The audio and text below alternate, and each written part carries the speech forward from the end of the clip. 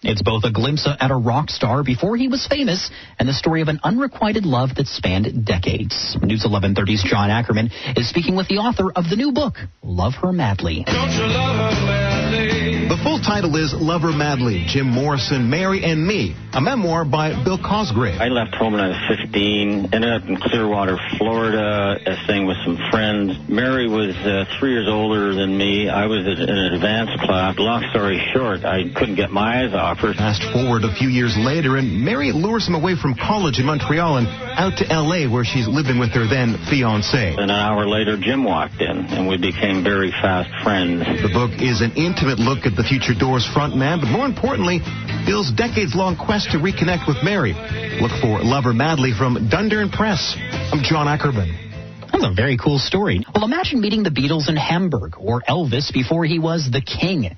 News 1130's John Ackerman has more on a new memoir that gives an intimate look at Jim Morrison before he got famous.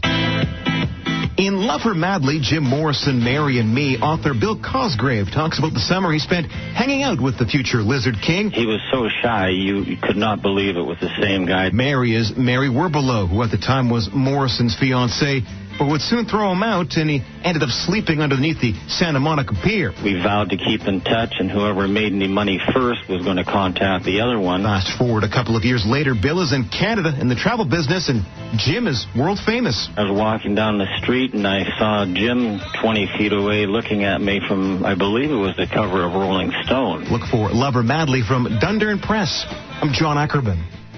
It's the story of a first love, a fast friendship, and a search that spanned 40 years. News 1130's John Ackerman has more on a book called Love Her Madly, Jim Morrison, Mary and Me.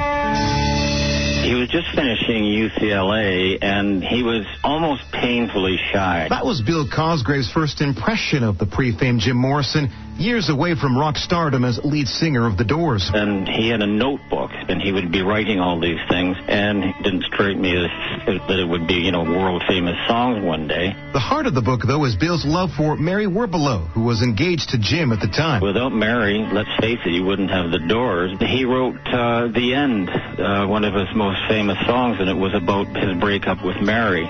Bill ends up catching up with her years later, but you'll have to read the book to find out what happens next. I'm John Ackerman.